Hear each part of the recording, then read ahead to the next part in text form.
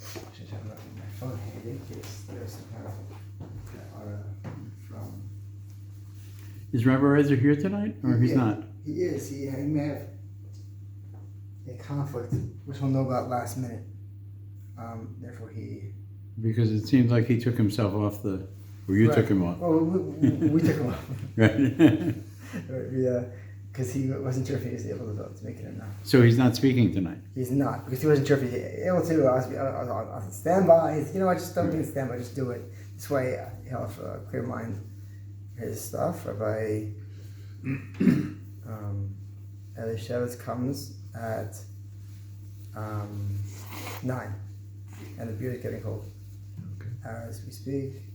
And he texts me, and I'll be able to. Good, fine. Say okay, good. We're going to the base of Mikdash. Feel a minute or two to get here. Often from late, but you know I can.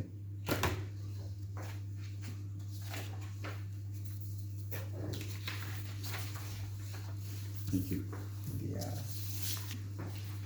The Mishnah left I edited Sefaria. Sefaria has its, way of saying things, which is good and bad. So I in my opinion, I like to futz with it, play with the copy. So this is Purim. This is Adar related. We right. This week we can start maybe. This is Adar because this week is Pasha Shkalim. Oh, and we did Chumash. It's a lot.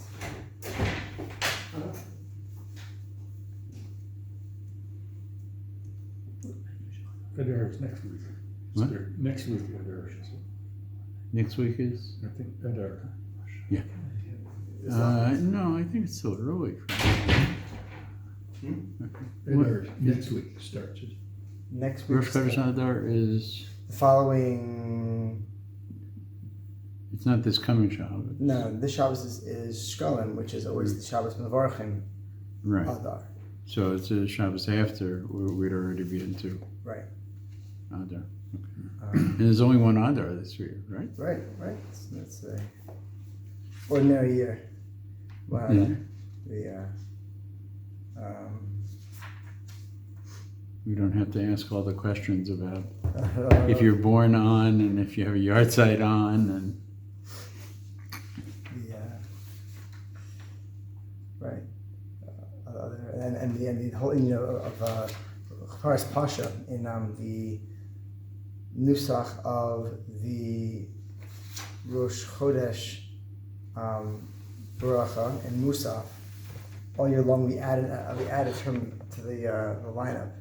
Unless you're a Vilna Gaon person or a Babasher, there's an extra term which gets stuck in parentheses in the Musaf for Rosh Chodesh the whole year from Tishrei until Adar, until Nisan rather, that year with Paras Pasha.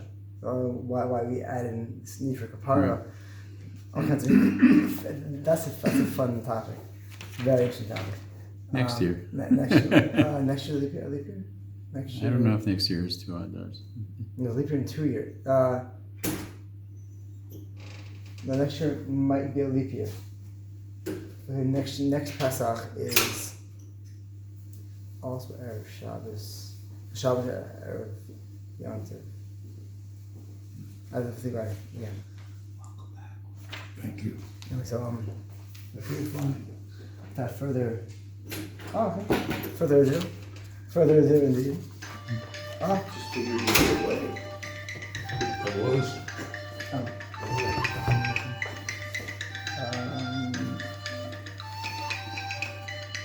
Good guy, but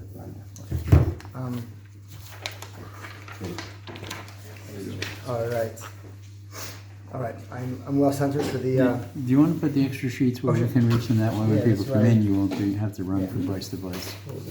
This is a cameraman's pile here, and consciousness. a mini pile here. Someone walks around me. Put one up here. Good. Very, very cool. Put the phone on vibrate. Or whatever. Yeah. Okay. Busy. do it. The Shabbos is Parshas Shkalim. What does that mean for us? Shkalim means shekels. So this week in the Maftir, we read the extra portion at the end of Torah reading. We read about the collection of the half shekel, which was done as a census measure, mostly, in the Midbar, in the Torah, Ktisa. But for our purposes, the reason why we do it is because every year in the Jewish calendar, will there be a functioning base Hamikdash, there is a mitzvah to collect a half shekel from every single Jewish man. Kohanim, Leviim, it's a discussion in Mishnayos, many machlochim about who's obligated, who can do voluntarily, women, etc. Suffice to say, every Jew who has a mitzvah to be involved with the korban of the day, the tamidim, and musafin, and other korbanos, and not just korbanos in particular, but in general, the operation of the Beis HaMikdash. Who pays for the Mikdash plumbing? Who pays for the health clinic for the Kohanim who get cold feet and have health problems or fall on the job? Who takes care of the civil defense of Yerushalayim? Pays for the walls, upkeep, maintenance, all which keeps the Mikdash running day to day.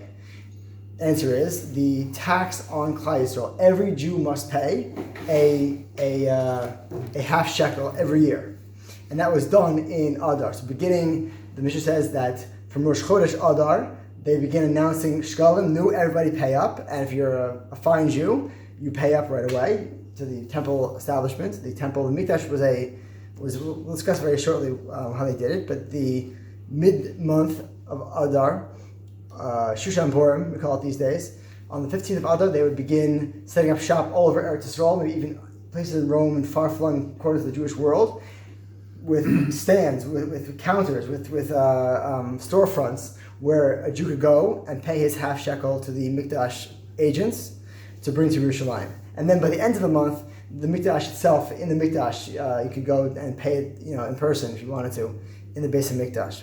And so, as a zecher to this, to remind us of this obligation, we have the reading of the Haftarah, of the Maftir, this week's parasha. And in the... So was this required, just out of curiosity, was this required when the Beis HaMikdash didn't stand between the first and second? No, because the function of this is that every single Jew who pays in owns something of every single korban. So when there's a korban Talmud, for instance, on any given Wednesday, and a Jewish man is on business in Rome, he's in Afghanistan. In those days, the Jewish community was massive. We'll discuss briefly as well shortly. And nonetheless, even though you were far away and detached from the Beis HaMikdash, outside Eretz Yisrael, wherever you were, because you paid a half shekel in Adar, the previous Adar, you own something. You have a chelik in that morning's and afternoon's korban, the musafin, everything. Whether it's the water, theoretically the wine from the sachim, or for the many ingredients which went into everyday's menachos, etc., the communal korbanos that were required of the nation as a whole. And therefore, by paying in, you became part of the nation. You became a stakeholder, a shareholder in the korban. And the psukim in this week's Mafshir reading explain that this you must give, and the Midrash and Rashi brings here from the Chazal that Hashem showed Moshe Rabbeinu a coin of fire, matbeh shel eish, like yitnu. Zeh is amor be'etzba. Hashem showed Moshe an actual coin in fire. Give this exactly amount of monetary value, the half shekel. Kol vera pekudim, etc. Machzeh shekel, shekel hakodesh, eshim gera, etc. And then was this a coin or was this a weight? Oh, we're going to get there, and we'll get there very, very soon. And then, as a qualification, he'oshir lo yarbe, v'adal lo yamit. If you're rich, you can't give any more. If you're a multimillionaire, you cannot give any more than a half shekel. If you're destitute, you're poor, figure it out. You must cough up a half shekel. Everyone is an equal shareholder in every single korban. this transcends wealth, class. I mean, Kohanim Leviim, it's discussion, but nonetheless, this was a national experience of inclusiveness. Flat tax. Right, flat tax, and etc. Find this slice it there. Now, Could you pay for someone if they can't? yes, you could, absolutely could. It must be paid for everybody, and that paying for is relevant to our discussion because our goal is to discuss the surcharge, what's called the kalbon, which we'll get to in a second. It's one of just kind of give you a sense of the idea overall, and that this half shekel was a way by which every Jew was connected to the mikdash. So almost like we speak about the Jewish soul at different levels. On the highest level of soul, on the fifth and highest level of neshama, which is called nefesh yechida, the entire Jewish nation, past, present, future. I'm saying vertically, horizontally, everyone alive today, our grandchildren, our great-great-grandchildren, our great-great-grandfathers, we all possess one super soul, as it were, a Jewish national super soul. And the Shekel HaKodesh connects us with that. There are 5 parshios which are special this time of year. It begins with Shkalim, Zachor, Para, Chodesh, and Hagadol. And so these 5 parshios track the 5 parts of the soul. And if so, the first parsha, this parsha corresponds with the highest level and it goes downward. And this is a way by which every Jew connects with everybody else. That all of our efforts, all of our energy is combined in the service of Kadosh Baruch Hu in the temple by means of a financial instrument, namely the half shekel. Now, in terms of the mikdash, we have this image of the mikdash. Many of us have an image of the mikdash, this kind of place of the house of prayer. Shalom Melech in 8th parak of Malachim, it's a place of kedusha, manifest kedusha, shechina, yes. But in order for this to work, the mikdash had a bank. The mikdash was a fully functional financial institution, and so in yeshiva terms, we use like hekdesh to describe this. People donate fields, they donate objects to Bedek Habayis, and so the mikdash had to have an office which had as its full-time mission assessing these things, maintaining them, selling them, and all the financial instruments required for this had to be at their disposal. Pidyon haben. Nowadays you find a Kohen, you do the ceremony, it's a real pidyon, it functions like that. You see the Sfonim, Parshas Bo, it's a real pidyon, it seems. But like in those days, you went to the Beis HaMikdash, there's an office for that. The money, it was transferred through the Mikdash institution. And just to give you a sense of what this was like, the Mikdash had full-time staff. We think of the Kohen Gadol as being full-time staff and the Sagan Kohen Gadol. But below them, there was a whole org chart for the Beis HaMikdash. Full-time staff whose job was to keep the wheels on the Beis HaMikdash day to day. So for instance, below the Sagan Kohen Gadol, he commanded, as it were, 2 people called Catholicos, the Catholikosin. Like the Catholic Church is the central Roman Church. Catholic means central. So the Mikdash had 2 Catholicos, 2 central administrators. And so if you went to the Catholic is derived from a Hebrew word? No, it's Greek. So it's the other way. In Bayis Sheni, the Jewish world in Eretz Yisrael spoke Greek. The Eastern Mediterranean, even though it was a Roman Empire and the administrators on the highest level spoke Latin, the language of the Eastern Mediterranean from the Old Bayis Sheni into the Byzantine era was Greek. Sanhedrin, Parhedrin, prose bull. Kolbon. We'll discuss now in this very shir. There are many of these words which are Greek words, which are how they afikomen. Where we have tons of these Greek words because that was we have all kinds of archaeological finds around Har Bayis with signs saying, to tell people where to go, left or right. We know from the Mishnah Shkolim that the kupos, the accounts were marked with Greek letters, etc. Greek was the lingua franca of the Eastern Mediterranean. Jews spoke Aramaic. If you're a scholar, you knew Aramaic. We know that craftsmen used Hebrew letters. Hebrew was our language. And Aramaic was also a lingua franca for a lot of Jews in the eastern part of the empire. But Greek was how people operated in this part of the world in general. And so, the words flowed in. Anyway, so the Catholicos commanded below them 7 Amar Kolin, Omer Kol, the all-sayers. So if you went to the Kohen Gadol, said, Kohen Gadol, I'm glad to have an audience with you, give me a bracha. And by the way, I don't like the mikveh down on the south side is like leaky. It's like you have some kvesh for the Kohen Gadol. He said, don't leave me out of this. Go talk to the Katolikos.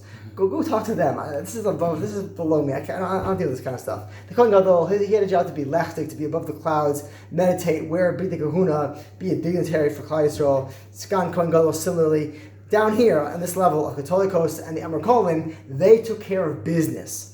The Amar Kohen had keys to the Kohen, to the Mikdash treasury, and getting into the actual storehouses, the vaults. Those were keys in the hands of the Amar Kohen. And the Amar Kohen, 7 of them, some of them, we don't know exactly granular detail how this works, but they oversaw 3 Gizbarim. The Gizbarim were 3 individuals, 3 men, whose full-time job it was to run the Mikdash financial institution. And the Gizbarim, they had under them 4 offices.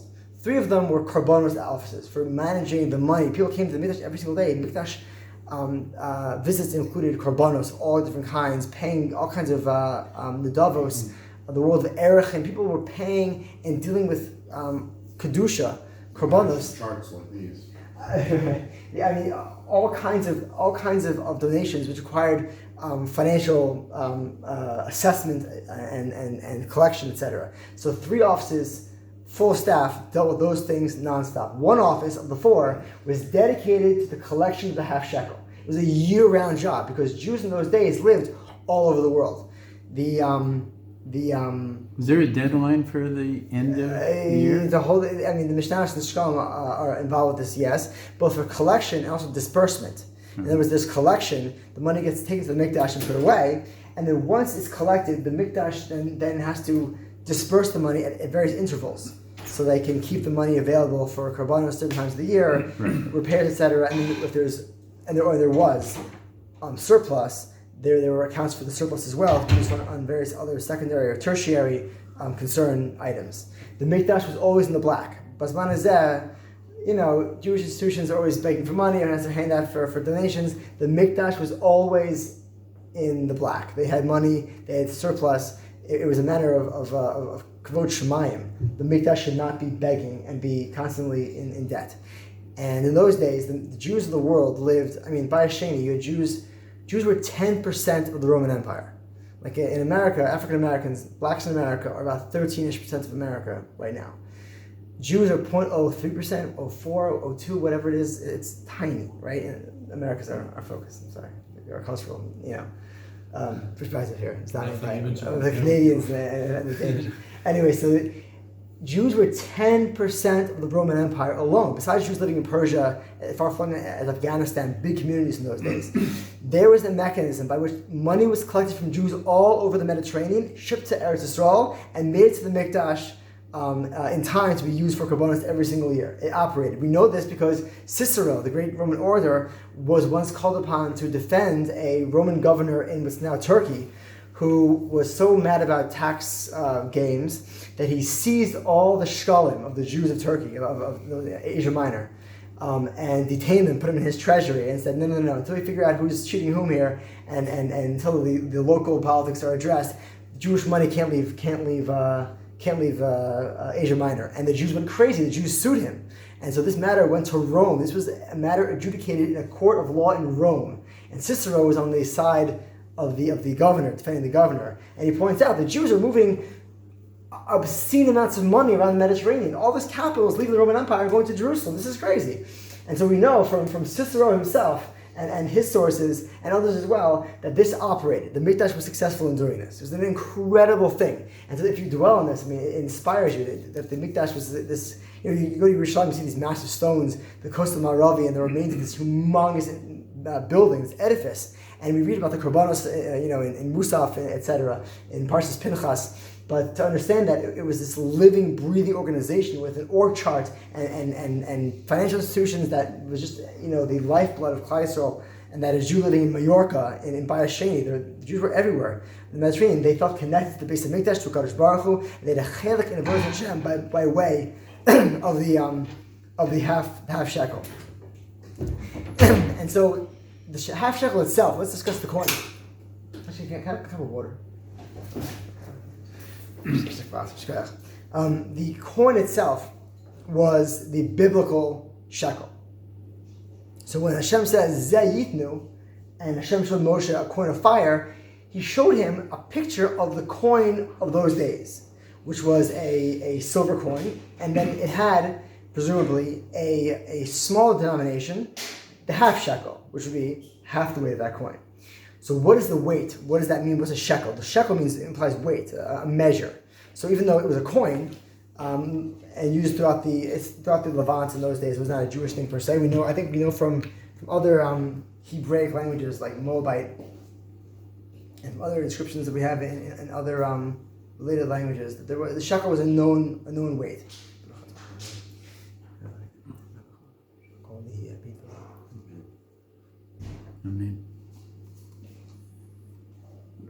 But its value is based on its weight. Right, and in this case, we know from Chazal that barley corns were used as a standardized measure of silver content, and so a biblical Bible shekel weighed 320 barley corns of silver.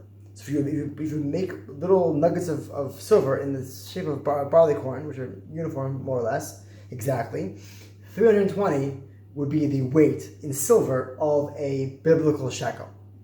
And then the half of that would be half shekel. The reason why there's such granular details, literally, is because in Bayis Sheni, things changed. And that it's unclear what it was, whether it was economic or it was a conscious decision by the rabbis at some point in Bayis Sheni to use, instead of the biblical shekel, the shekel of Sur, the city up the coast from us, in southern Lebanon. There's a city called Tyre. That's the biblical Sur. The T Tzadi S thing.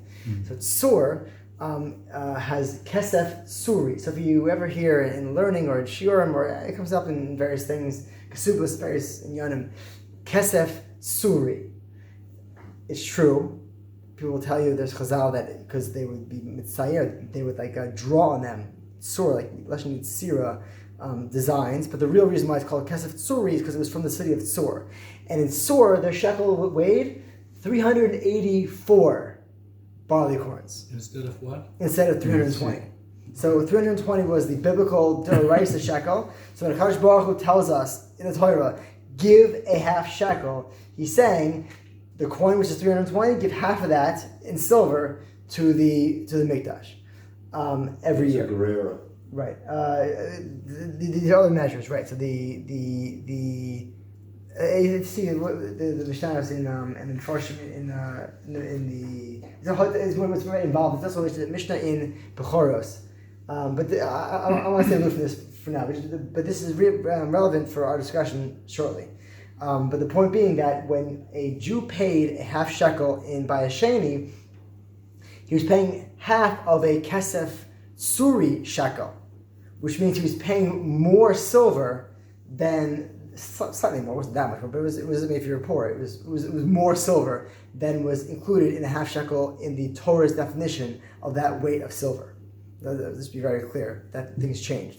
And what's more, when the rabbis made a takana, all biblical payments, Pidyon Haben, whatever it is, biblical payments are made in Kesef Tsuri. Hagan, that it's more silver, good. It's like a safeguard in its own way. And why it is beyond, not for now. How was the determination made between the two?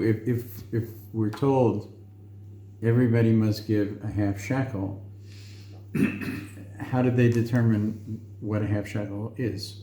In originally? The time of originally, they had coins. It seems that the coin was a known thing, and if that were true, obviously it is, then one would ask the question: if you're giving a tsuri half shekel, you're giving more than a half shekel, right? Which you're not supposed to do. So this is a situation where the rabbis make a takana, and that takana takes over. In other words, it's a ke'ein d'oraisa tiknun, that when the rabbis make this kind of takana, they're making a takana, they're redefining for us the definition of shekel. So that even though it's true that more or less, which is, by the way, your question is punching directly at the whole entire shear about to give, because the rabbis are saying that we are going to redefine shekel, and then when we get all fartutzt, as we are, as the rabbis get all concerned about the shekel value in the hand of a Jew, and why we have a surcharge on top of the shekel, it's because they are anxious about the value, even though they have redefined shekel to be kesef tsuri, which is itself above and beyond the value of a shekel. When the rabbis have the ability to... But God didn't say give a minimum of half a shekel. God said give half a shekel. Right, and this point, we're going to get there. Yeah, your point is well taken, and I have no answer for you because I'm telling you about the barley corn increase between kesef tsuri and the original kesef in the shekel of the midbar, the biblical shekel, because this concern is going to get accelerated by the concern which we'll learn about in the Mishnah here. So to explain just briefly, what we're saying here is that the rabbis redefine shekel for us. So that when Bayis Sheni is in full swing, all payments are made in new kind of shekel, and we disregard utterly the fact that the original shekel was smaller. Rabbis are uninterested. It's actually a foreign shekel that it's being paid in. Right. I mean, you must use a coin. You can use other coins. Coins are coins. You must use a coin, and that must have value. But you can use other coins as well. But in terms of defining the weight of silver, we're confining ourselves to a non-Jewish regional currency. Yeah, It's very interesting. And just in terms of nomenclature, I'm not sure. I didn't, because I read through it myself without thinking, because I was learning ahead of the shear. But when it says selah, a selah is in Bayis Sheni lingo a shekel, and a shekel is a half shekel. Because of shkolim and this notion that a Jew has to give half a shekel, in Bayis Sheni, if you said shekel on the street, you meant a half shekel.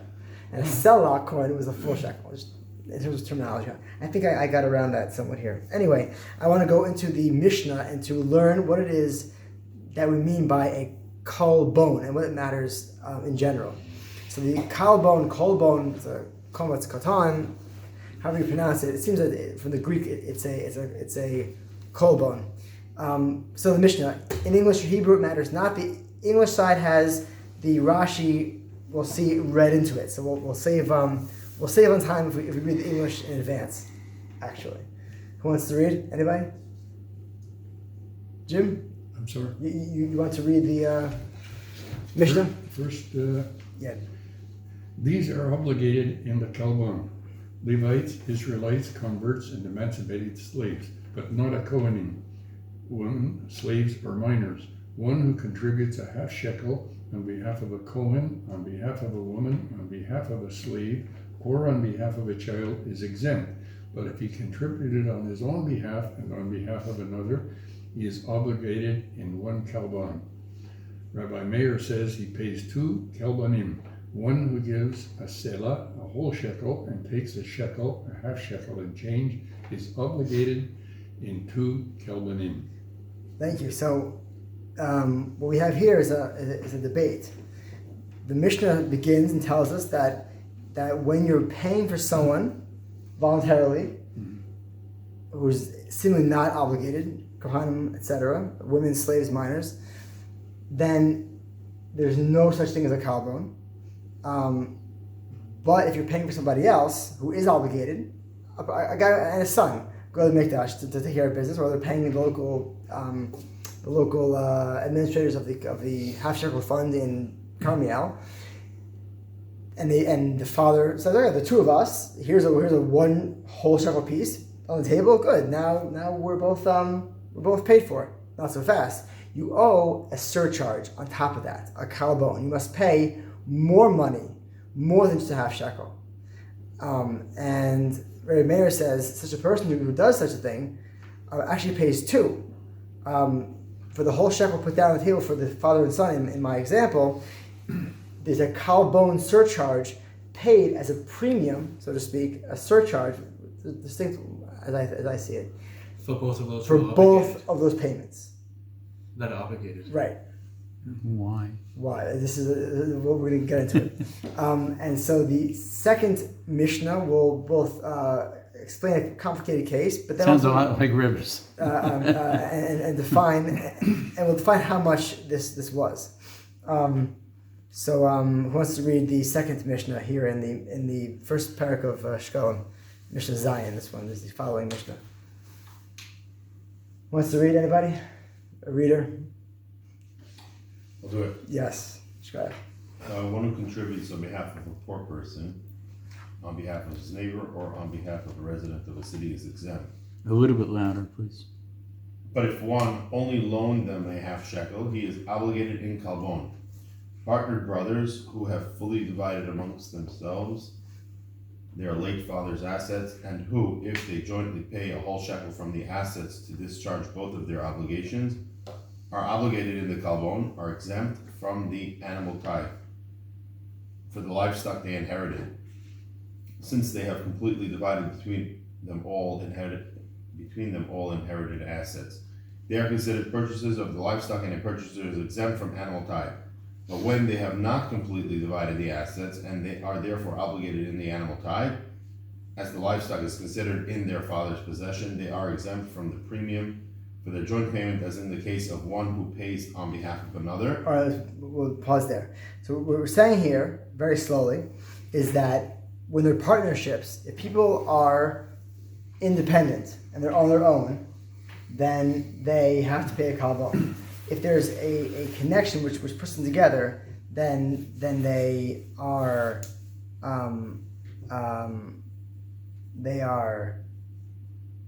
exempt from this payment. What we're saying here is that the Mishnah is saying simply that one paying for somebody else might not have to pay a kalbon. It's a complicated discussion. I don't want to get too bogged down in it, but basically, when you have brothers who have let's say, have inherited a deceased father, if they have this fungible set of monies and they're paying from that, then they have to pay the kalbon, and if not, not. Could you repeat that? All right, so I'll read through the Mishnah slowly here. Okay. So you brothers who are partnered, in other words, they have a financial connection by way of the assets of their deceased father. And they, right, if they pay, let's say they have this connection, these funds, and then from those funds, they take a whole shekel coin and go to the table of the Gizbarin and Carmiel. They put it down and say, we are paying our half shekel obligations, whole shekel, two guys, half shekel apiece. Makes sense, good math. There you go. So they are obligated in paying kalbon, this additional payment for each one of their coins, or maybe even for, Rabbi Meir would say they owe two, the Tanakh would say they pay one, but there is an obligation for that. Even though regarding the animals they inherited in this set of inherited goods, they would be exempt because these animals are owned by both of them, and there's no clear owner. But when they have divided the assets, so they've inherited, and they said, we're not in partnership anymore, the money from our father is no longer jointly owned, but we've split it up, mine and yours, and therefore they would pay for the half shekel with a coin on the table. Bang! Hold on, you guys are partners? No. We're just splitting. We're just sharing the cost right now. Whoa, okay, and therefore they are exempt from the kalbon. And this question it's a little convoluted, but this actually speaks to. Why are they even coming together at that point? They're And why don't they each have their own half shekel? This is how they want to pay. They found, they're online together, whatever it is. The bottom line is that when funds are fungible, in this case, the Mishnah is saying that this opinion in the Mishnah is that when people own things together and they're connected, then the half shekel obligation, right, exists because they are in a sense paying together from the same funds. So if, let's say the father has a farm, Right. and he leaves the farm to both sons, Right. and they continue to work the farm, As then they partners. have to pay the korban. Right. Right. But if they divide the farm, Shmuel has this half of the farm, and Right. Reuben has Yeah. that half of it. Can I just? Then whose money are they bringing at that point? Each one's bringing his own money. That would be each a half shekel, Right. not 1 shekel for two of them. Well, and I'm saying if they would want to pay, let's say, with one coin, then this Mishnah is seeing each coin inside that coin as being separate, and therefore, Ke'ilu, it's two coins in front of them. It's one way to read the Mishnah. But if they pay together, because it's a joint payment, they're paying with one coin on the table. Wait, you're saying? I wanted to just clarify to see it says if it's still the estate of the deceased, meaning it's being run as a business entity before it gets divided up. That's where the defining. Right. So if it's still an estate, meaning he just passed away, they haven't gotten to dividing it yet. The business is continuing to run. They haven't figured out how to separate the business. Then they are paying a kabon. Right. But that would be true even 5 years later if they just decided to work the farm together. So that's fine too. It's not based on. Whereas they're running it as two separate businesses, Right. Then it's a different situation. Yeah. right? But it's not based on time. It's based on. Right, it's based on action, right? Some businesses are much more complicated. Right. Yeah. Some businesses don't get just a No, and some brothers want to stay partners. Right. Right. That can also be. Excuse me. Yeah. What is the connection between the shekel or half shekel and the animal tithe? So the Mishnah's point is that they might be joint ownership dissolves certain obligations for various mitzvahs, including the Meiser Behema, and therefore the Mishnah is pointing out that where they are exempt in that, they're perforce obligated in this. Just to kind of make very, very firm and very, very clear the mechanism for this obligation. But what's curious about this Mishnah, the reason why it's important to see is because in this world of the Kalbon, this surcharge thing, this extra money, is being obligated because they are partners in something. And therefore, we're looking at their coin on the table. They slam down a whole shekel coin. This is for both of us. Okay, you guys are partners? Yes. Okay, good. No charge. We just take your coin in the basket. Shkoyach, here's your receipt. Have a nice year. The corporation tax. Right. It's a very curious thing. It's something to think about while we go on. So if you bring Meiser, like a sheep, Right. the farm brings the sheep, Right. not one of the brothers. It's two individuals. So if two individuals who are involved, that dissolves the obligation. Right. But it's never generated. But the point here is that simply that there is a notion in the Mishnah that being connected would dissolve the kalbon, which is a very strange thing because we're going to see how this. We're going to see that it's almost irrelevant. No, being connected increases the kalbon. Right. Sorry. To be separated Right. decreases. Separated. Right. Once you're separated, then you're viewed as being your own person, and therefore, would you pay together? It's kilu, one's paying for the other one, or vice versa. But you're paying this fee. Rabbi Meir would say 2 and 1 for each shekel, or just 1 for the coin itself. We'll see why this is such a curious thing, and I'm not sure I have a clear answer, but there's a very, very curious Mishnah that would say this to us.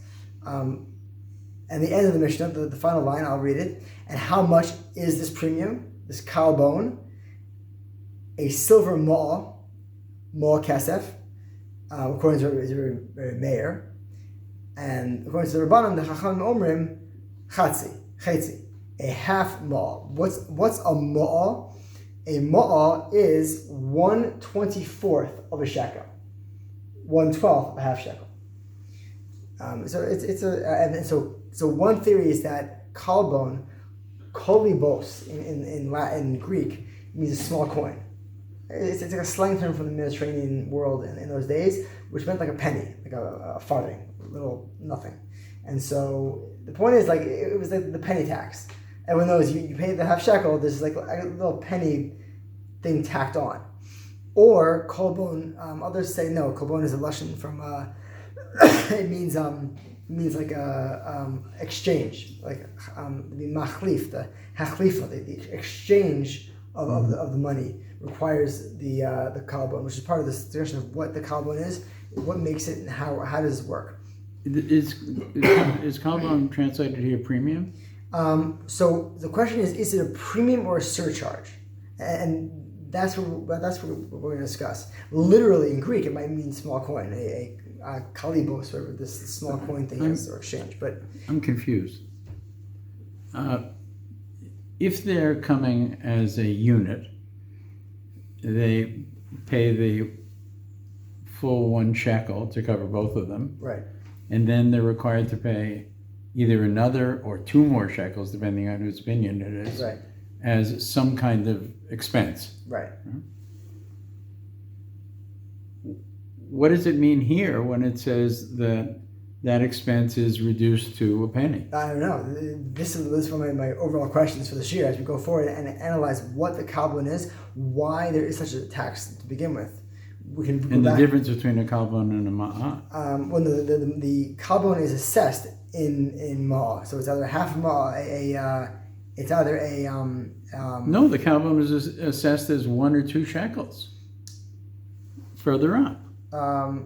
Right? When they pay the shekel, they owe either, according to Rabbi Meir, the kolbon is the ma'ah, so the brothers with 1 shekel down, if they're paying as partners, they're going to pay, according to Rabbi Meir, they're going to pay 2 ma'ah, a ma'ah apiece, or according to the rabbis, 1 ma'ah, half a ma'ah apiece. No, it's not a ma'ah, it's a kolbon. What? Wait, the kolbon is a ma'ah. There's a kolbon is a name for the tax. The name for the surcharge is kolbon, and the value of the kolbon, the amount it costs, is either a half ma'ah or a full or 1 ma'ah. So Rabbi Meir wants to pay 1 for each coin. Those brothers are going to have to cough up 2 ma'ah, and if it's the rabbis, it's half ma'ah, 1 for both of them. Ma'ah is the financial value. That's the silver, coinage of the kolbon. Kolbon is the term in Greek. Like, for instance, One who gives a selah right, a whole shekel right, to the and mikdash, takes a shekel, right, for himself, because he's a half shekel, right, right? So he's actually only given a half shekel good, at this right, point, and right? it's oil, right, zayin, And he's obligated in 2 kalbonim, which we're not saying is a shekel at all. Oh, no, it's so just a ma'ah. he's paying by himself. One person puts down a whole shekel coin and gets change. He is paying a. No, this is if he did it, but if he contributed on his own, Right, on his own behalf, and on behalf of another, right, he's obligated to 2 kalbon. Rabbi Meir says he pays 2 kalbonim, right, right. If you're paying for. but who gives one who gives a selah, Right. One the whole shekel. Whole shekel, right. and takes a half shekel. Right. So for 2 people, he's now paid only a half shekel. If he does that, No. No. if he gave a whole No, shekel, he's Right. only giving the shekel for himself, and Himself. he's taking half Right. and change. He's change. He says, I owe a half a shekel, but I only have a shekel here, and I'm taking No, the half he's- back. look at the sentence before it. But if he contributed on his own behalf and on behalf of another, he's obligated Yes. in In 1 one kalbon. Right. Right. So, Right. so he pays a whole shekel, a shekel coin, a 1 shekel coin, puts it down, and he's paying for 2 people. Right. So therefore, he leaves the coin on the table. He's given 1 for each of 2 people. He's given half a shekel Right. Exactly. as 1 piece. And he must pay a kolbon surcharge on that, a premium, extra money, as part and parcel of that payment.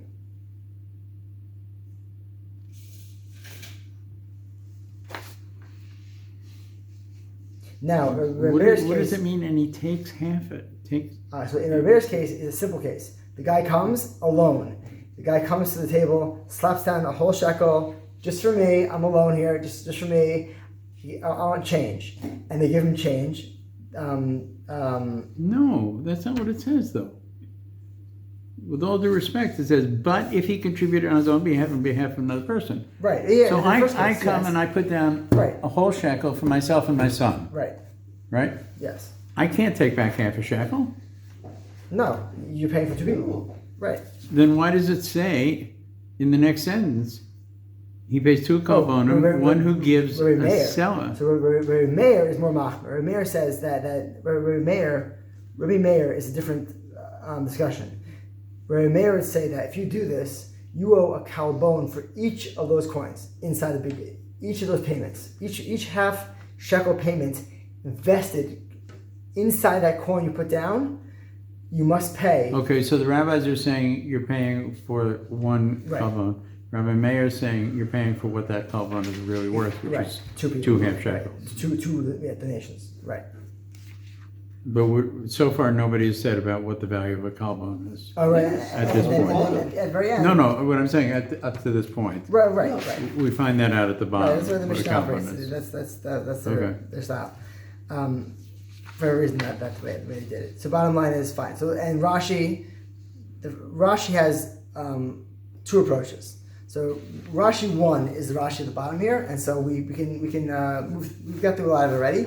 Rashi's concern, and I think this is a Doraisa kind of thing, is that there might be the other side here. He's concerned that when the coin is given, there's not enough silver content in the coin.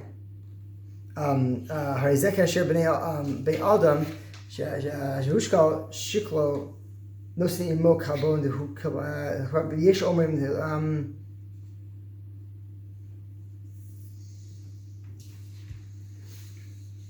Therefore trying to compensate for what's lacking. Kabono imo ki mitztarfe nami shanim v'yahav sela shalom heavy nami kabon sheni.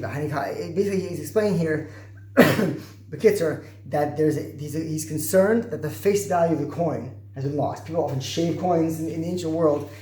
Coins were used as propaganda, etc. Gods and political leaders. People would shave coins. Face value means that the coin still looks round enough to be real, even though someone might have been shaving them. So if someone's shaving half shekel coins, even though it looks like it's a good coin, maybe it was shaved, and therefore the coin is lacking silver. Or when the coin was made, the people who refined the silver that day in sword, cut some corners or unwittingly made a mistake. And therefore the silver content in the coin has been diminished. Therefore, to avoid any problems, there's an obligation to add a kalbon on top of the payments to cover that margin. And this is what the following source, Rabbi Meir says this all together. Masisa Rabbi Meir, Kishem Shechlo Torah, Kalbono Torah. He says that the kalbon is an Inyan D'Oraisa. It's a Torah thing. How so? The Torah says give a half shekel. It's extra business. We know that the coins you're using are good. No, Kasavar Rabbi Meir, Nosin Sheklo Sholem Shu Chayav B'Kalbon. You pay a whole shekel, you're chayav in a kalbon. Amar Rabbi Meir, Kim Latbeya Shel Eish. The Moshe was shown a coin of fire. Zeh yitnu. The pasuk we're going to read this on Shabbos. Give this. Kazeh yitnu. So the Meir, it must be this coin. Nosan sela litol shekel chay shnei kalbonos. And therefore, to avoid any problem, you owe a kalbon on every single coin, because we have anxiety that the coin you give is not going to pass muster compared to the ideal coin of Moshe Rabbeinu. So the worth of the carbon must be about the amount that you would for sure know if the half shekel was shaped or not. Right, or the metallurgy was somehow deficient, for some reason. Exactly right. Then Rabbi Elazar Meir, he says here that you owe one for every single payment. It's a din in payments. It's a din in half shekel, because in that one coin you put down on the table, there's two half shekel values doing work. going to the base of Mikdash for 2 people. Therefore, there must be a kalbon on each one of those payments, because we have to know that there's a half shekel of silver mamish being given. There's an anxiety about the oraisa silver content. Why would we not have that concern if somebody's giving a half shekel?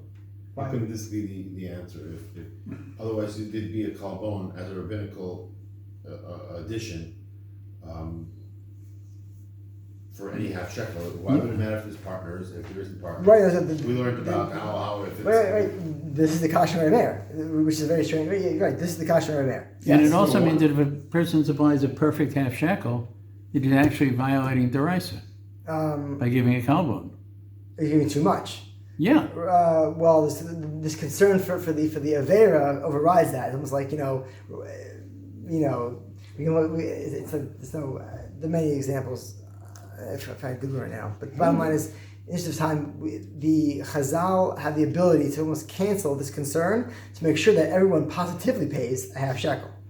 Important discussion. And Remeir and the Korban Ho'eda, he was a Ashkenaz Achron on the Yerushalmi. There he says that everyone must give a kalbon. Shehu naki. This is in the second last line in the Korban Ho'eda, just to speed up. Shehu naki mikol sig. That there's no deficiency. Sig can mean like that the metallurgy was bad. That there's a physical deficiency in the silver content of the coin. It must be pure. It must be a full, complete coin, and therefore we obligate the giver in a share me'esh haya. It's from the metallurgy. Anyway, so therefore we have to have a kalbon with each piece of coinage given. This is the first. What does he say? The Mishnah is telling us that. How does he explain what is the Mishnah coming to tell us if he's saying everybody gives? You're right. And so if it's voluntary in the first Mishnah, then I find so for common women and slaves and minors, you want to give for them. It's beautiful. It's chashuv, and maybe it's a full shekel, and it's great. And because of Tsuri, the second Mishnah, it gets fuzzy. Like, what's going on here? If it's a real concern, you have 2 Jewish men, 100%, they have to buy into the korbanos. So their obligation to each other is literally immaterial. What's material is the silver content of the coin. That's material. That's the anxiety. And so therefore we have a second approach. Rashi 2, we'll call it, next Rashi. In Rashi 2, the concern is less technical, probably possibly Deraisa as well. He writes here, the Rashi in Beitza, Mamitesim Beis, he says that why is there a kalbon? It's because the half shekel piece is dark. It's very, very thin. He writes here that the speed. I might get through it faster. Chatichos dakos v'nochin la'abed. These coins, a half shekel is small. They get lost. They bounce around. Because of their small size, they get lost often, and therefore. If you're the base of Mikdash, right? He goes on in Rashi here, he says, and therefore, often, what the Mikdash officials do, the Gizbar officials who come to Carmel or to Rome, they are going to exchange the half shekel coins for big currency, even gold, for the trip to Eretz Yisrael, because it's less metal, and it's just easier transit. But the problem is when you're handling all this currency, coins get lost, they bounce around, and there's a concern that in the exchange process, there will be an actual loss of coinage. And therefore, to cover that margin, listen to hakabon, but the hachluf. Therefore, we give the chaluf, we give the kalban as an insurance policy against this. And therefore, to insure against a loss as an insurance policy, everyone who pays a half shekel must pay this kalbon. Therefore, says Rashi, a kalbon is only for someone who gives a half shekel. Processing fee. Processing fee, because you paid a half shekel. That's not in line with our Mishnah, though. And therefore, it does. He explains that he says, therefore, va'af, even, this is the third last line of Rashi in Beitza. Af, even kishmetzarfin shnayim let's say shekel shalem, when two guys go in on one whole coin of a shekel, hatilu aleihem shnei kalbonim. Chazal say, or Meir says, you pay 2 kalbonim. Why? Lo plug. The rabbis want to avoid any problems. Everyone pays a kalbon no matter what. Why? Because we're scared about the half shekel piece being lost, and therefore conceptually, the half shekel givers should be the ones paying the kalbon. But because we want to avoid the person at the desk, having to make too many assessments, we say everyone pays it no matter what. It's a low plug. Everyone pays it because of the half shekel, because the Gizbar people in Carmel or in Rome must transfer the value of half shekel coins to gold or whatever, the bigger denominations, as an insurance policy for the whole operation. Everyone pays a kalbon. The person who is making the donation is buying something with that donation. They're buying a connection, Right. to God, Right. through the Korbanos, right. Korbanos, right? If his shekel is worth, or his half shekel is worth 80% of its value, he's lost his halak, Right. right? And he's not the Or does he mitzvah. get 80% of it? I don't know. The mitzvah is But- zayitnu. He's lost out on zayitnu. Right, That's the concern. right. So his desire to get it right is actually not based on you're going to go to prison if you don't pay your taxes. It's you're going to lose your relationship Right. with Hashem. Right? It seems to me that the motive is very significant. That's why Jews were giving it from all over the world. People who didn't have the connection, people who weren't going to shul, Right. were still this they were doing. It's by shame. They did a shul and davening Right. was Whatever. Right. So the idea that everybody has to pay this, when most people are probably being very meticulous about the quality of the coin they're giving. Expensive. And now you're paying for failure of the administrative Right. team for doing their job You're properly. paying insurance policy on the team, right? Yeah. It's not an insurance policy. You're paying on their inefficiency. Right, or the possibility for the probable problems which will come with them handling this kind of currency in large amounts. Yeah. Says Rashi. This is Rashi explaining it. To cover the expenses of Bechal getting into Yerushalayim. We'll get there, right? Right, because you're living out of the, you're living far out. The Rambam has a different approach. Just to understand Rambam really fast. Flashback 1987. If you recall, back in the 80s, vending machines in America took quarters, and quarters like parking meters took quarters and quarters only. So let's say you're thirsty, you're giving a shir, you need a cold drink, and whatever it is, you need a cold drink, and the vending machine takes quarters, and you want that Coke for 75 cents. Remember those days?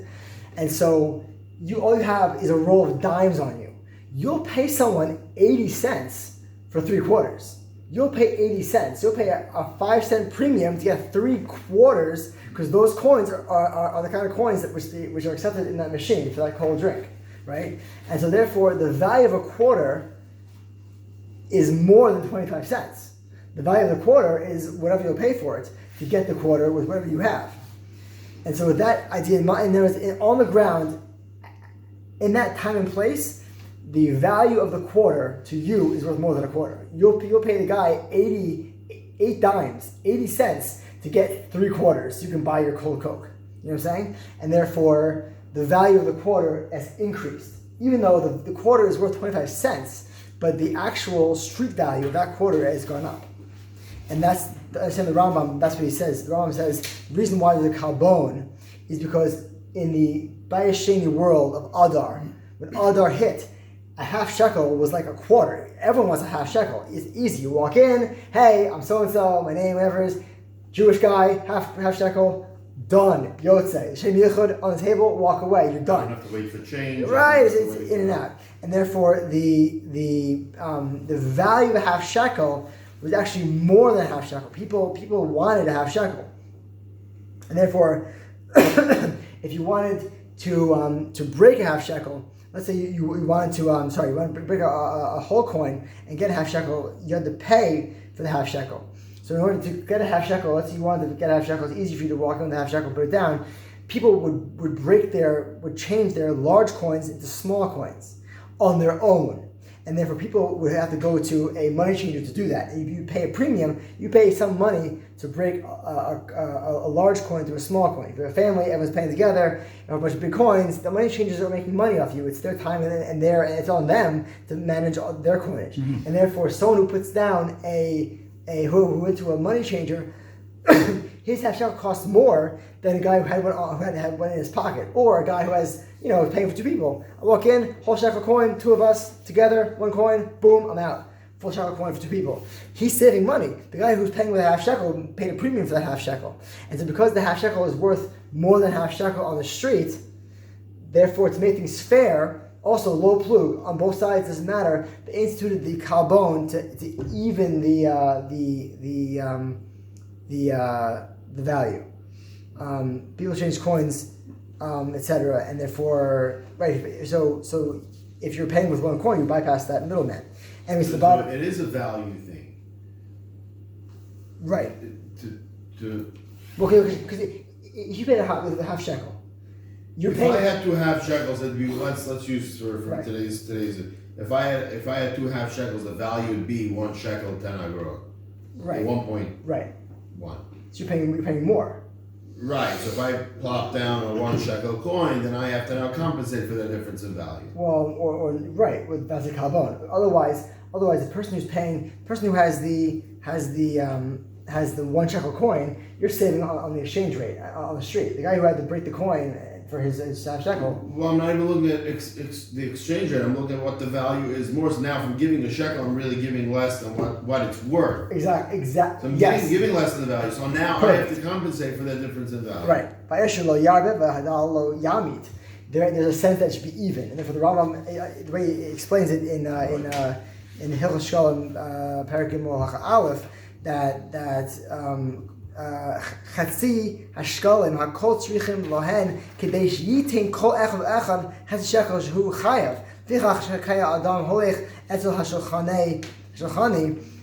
The table changers, the money changers, etc. They're paying Tosefes al shekel, more than a shekel, because the street value is higher, and therefore we tack on a kalbon to even the playing field. Therefore, says the Rambam, a half shekel giver pays nothing. It's only when you bypass the money changes on the street and put down a whole coin for two people do you pay a kalbon. But That's not what it says on the front. Right, okay, this doesn't go with the first mission. Right, exactly, right. He understands that except for the last part. Right. He understands that it's even the playing field, even the market, and therefore a whole coin, you bypass money changers, you're just paying two people, one coin, smooth. The guy who had to go change his money on the street and use the coin which is worth more money, he is obligated to pay the kalbon. He's saving. The MISO, which was accepted In terms of with at the the time. We don't pay shekels. Right. I mean, we don't know. These are No, I mean at the time, which was the policy. I don't know. Okay. It's not clear. But All these discussions post. right. I mean the Sefer Chinuch in Halach Kov Hey says that the kalbon is just to pay for the money changing service. In other words, they would do the mikdash. People on the street in Carmel and Rome, they would do the money changing for you. They had themselves their own financial institution in front of them. They were agents of the mikdash, and they would change coins for you, and you were paying them for their services. So the kalbon was a transactional thing. You come in with a whole coin, break it for me. I gotta break the coin for you, and I deal with the source. Okay, we're charging you a surplus. You walk in with one coin, put it down, a half shekel. There's no charge. Like Rambam, but just a little simpler. And instead of being on the street before you walk in kind of thing, it's an at the table with the Gizbar representatives kind of thing. But the overall impact of the later thing where we're saying everybody pays the kalbon is just actually to raise the cost again. You raised it by doing it from Sur. Now right. You're raising it again. Right. Doing this as if to say there's no other income to the base of Mikdash, and consequently we're losing money on the half shekel. Right, the half shekel. Right. But that's actually not true. the administrative costs of the temple were paid by a variety of different manners, one of which is the half shekel.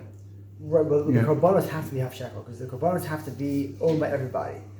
But Musaf. what we're told is that it's a half shekel that Right. people are expected to pay. Right. And now we're saying, what if a person shows up with a 20 shekel coin to pay for his whole family? So the processing fee, we have to process like coins. Therefore, Yeah. you're incurring a cost of the mikdash to handle the extra money. Therefore, you're being charged for that. And somebody else would argue, gee, by giving you this, there's actually less administration. You're taking care of everybody with one coin. It's a big coin. It won't get lost. It seems like the payment actually had to be that half shekel coin. So when you came there, they exchanged. That's what it for Rambam you. They says. handed you a bunch of half shekel coins, and that's what you used as payment. According to the Chinuch, that's how it operated. And therefore, you paid Right. for it The because the Chinuch money would say, changes the were Chinuch would say charged. you're actually, the korban was an administrative fee, but you saw the fruits But of then it you right there. shouldn't have to do it if you came with a half shekel. Right, so right, Right. yes. This is Right. the Chinuch says, like, this is the Chinuch. I have to tell you, like, since I've been here, right?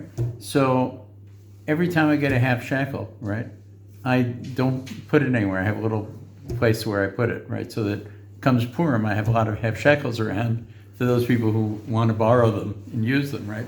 So you know when Adar is coming, right? And a half shekel coin is not like a unique coin. Right, and Right. in those days it was solid silver. It was gufo mammon. It wasn't this, I understand that, but it was a currency that was in use. Right. So we're acting as though it was a very rare and difficult coin to get. Because on the Right. street in Adar, And it was much easier It was- to it get was- a whole shekel coin it seems, than. yeah. That's how that seems, yeah.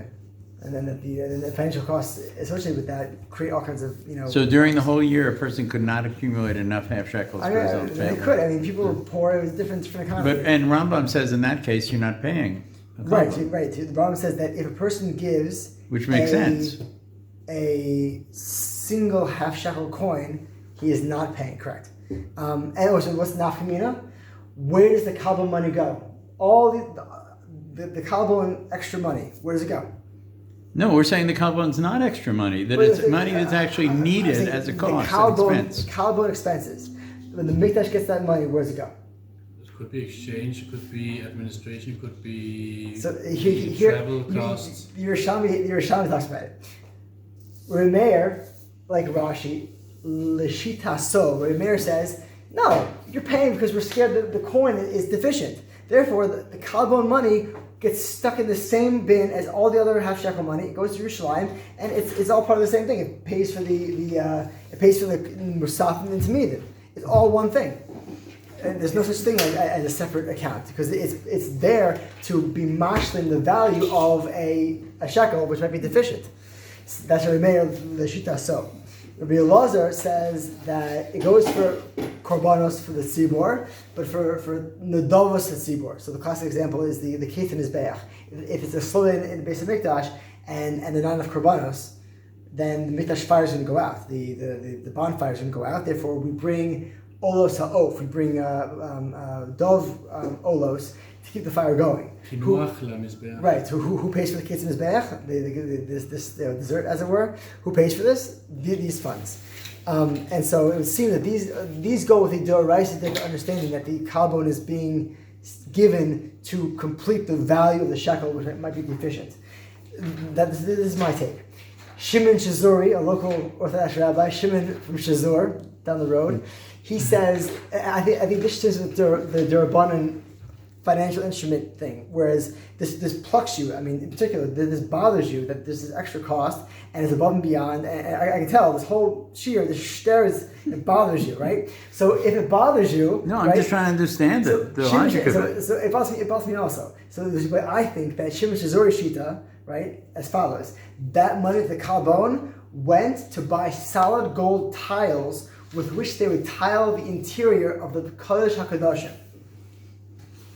So if it bothers you with extra money, That bothers me more. it's going to a good place. It's going for like spitz. It's not going for like some it's not going to like some to pad the. But the whole argument is that at the end of the day, without the kalbonim, that we haven't gotten the value of a half shekel from every Jew. Possibly, we right. shortchanged the temple. Right. Or Now the or Kalvanim is actually going to cover that shortchange. Right. Whether it was shaving or whether it was the expensive travel, whatever it was. And Shimshon's always saying it's going to make that And what you're saying is, no, we don't need it for the half shekel, because actually everybody really did pay a true half shekel, the solid silver. Nobody shaved anything, and in fact, we got Goyim paid for the traveling it to bring it to the temple. Maybe not. So we had no cost there, and we have left over all the kavonim, which we're now using to buy gold tiles for the Beis Mikdash. Right. Good. Anyways, Good. It's nice to have gold tiles on the Beis Mikdash, but that's not the appropriate way to do it. Well, so this portion would say that if the Kalbon exists to make everything fair for the average Jew on the streets, that everyone's paying a fair amount, and there's a half shekel vested in everyone's donation anyway. But it's not fair. If somebody actually paid a Right, half the- shekel the- of pure the low- silver, the low unshaven, right, low then he's aspect. being cheated. Right, the low plug aspect of this, but It's unfair. But the low plug, everyone pays, even especially. But that's not fair. In Rashi, in the second Rashi, right? But Azai says that it was for the it was partial, like the Chinuch says, it pays for the financial services costs. The mitzvah has to do with all these coins and process all the money. You're paying for those costs, and the Kalbon went to those costs and paid the Gizbar representatives, the people who sat at the table in Rome and in Then you Carmel. have no money left over to buy gold. Right, no, In that situation. It's exclusive. Either a mayor is for Karbanos, or it's really Lozer for the Kitzur Mizbeach and the Davos Tzibor, or exclusive, it's Shimon Shazuri for the gold tiles and the Kodesh Kodashim, or it's simply to pay the people who are at the table working for the Gizbar, or finally the Yesh Omer. The gas to get your Right. shine. Oh, and the Yesh Omerim in the Yerushalmi, and all said and done, just transport costs. It costs money to schlep metal, even gold, from Rome or from Spain or from Afghanistan all the way to Jerusalem. So Jews in Bavel are paying this money. It has to be shipped by a caravan overland to Eretz Yisrael. So to cover those costs, the Kalbon covers those costs. And whatever's left, they buy tiles for the. Ephes maybe. You can't get it exact. We should be zorg to these problems from having made on it. Oh, man. How did- Welcome to the Kinder Refugee Agency. Halavai, that's what they were. They've been studying. By the way, the interesting thing is with the CRA and the IRS, is it's the only place where you're guilty until you prove you're innocent. Anywhere else, yes. Absolutely. We'll give you your car back when you prove you're innocent. That's what they say to you. Without further ado, Rabbi Elishevitz will take us from Afghanistan to. Are you paying tax now in Canada? No. I do. Pension. I have to pay I've been here, but surtax for living out of the I'm country. working a lot. Wow. Oh, I still have a residence in Canada as well.